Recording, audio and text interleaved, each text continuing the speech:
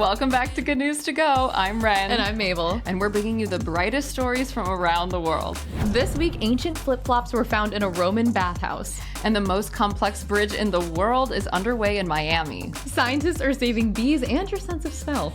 And a giant octopus takes a selfie. 5 fast, feel-good stories. So today we're diving into a bridge that's not just functional, it's a work of art. So we're talking about Miami's Fountain Bridge, which is officially dubbed the most complex bridge in the world, and it's taking shape over the I-395 freeway. It's hard for us to explain why this is so next level, but imagine 6 massive arches that are inspired by like water streams in a Barcelona fountain. So each one is unique and each one is a feat of engineering. Yeah, they're using 10 million pounds of post-tensioning cables, and the bridge is apparently supposed to be lit up with LED lights to represent the colorful life and heritage of the city of Miami. Plus, it's built to withstand 140-mile-per-hour winds, so it's literally hurricane-proof. And the bridge is a part of like a major overhaul of the freeway. It's aiming to ease traffic and revitalize the area. Construction is obviously a beast, though, so it's actually 5 years behind schedule, but it'll get there, you guys.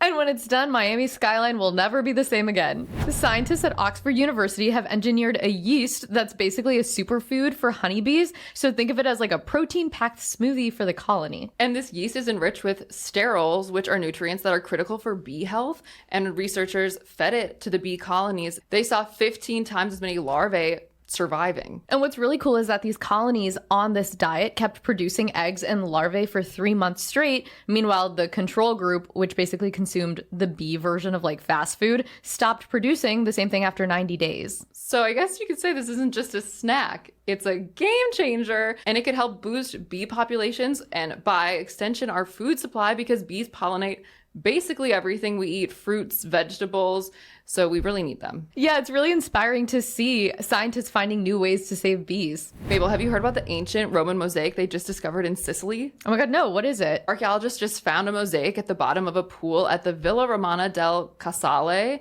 that shows sandals like at the bottom of this like plunge pool.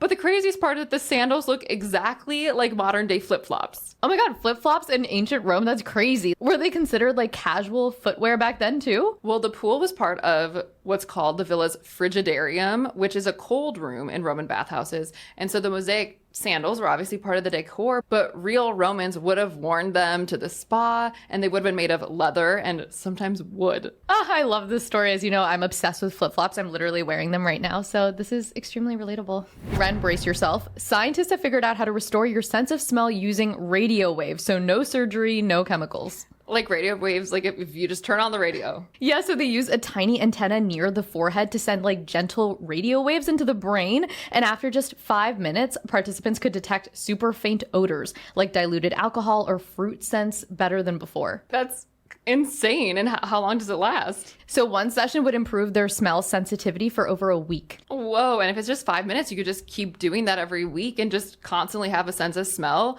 Like this could be a game changer for people with COVID or brain injuries or anything that like causes you to lose your sense of smell. Yeah, and it's cool that it's painless and non-invasive. And finally today, an octopus that went full selfie mode in British Columbia. Yeah, so this giant Pacific octopus literally grabbed the diver's camera and started filming them. Like, how crazy. No, it literally didn't just snatch the camera. It like followed them around, like gave them a hug. It seemed so curious about what they were doing. No, it's so cute. The footage even showed like a close-up of its suckers, and I swear it looked like it was posing. I feel like octopi are one of those creatures that just everyone knows is so intelligent. Yeah, remember like that octopus documentary that came out a couple years ago? And that was when we finally realized how emotionally intelligent and interested they were in things. It's a perfect reminder of how the ocean is just full of surprises. And that's a wrap on this week's Good News to Go. So I guess selfies are back too? I guess. Don't forget to like, subscribe, and hit that bell for more feel-good stories. And we'll be back next week with another episode.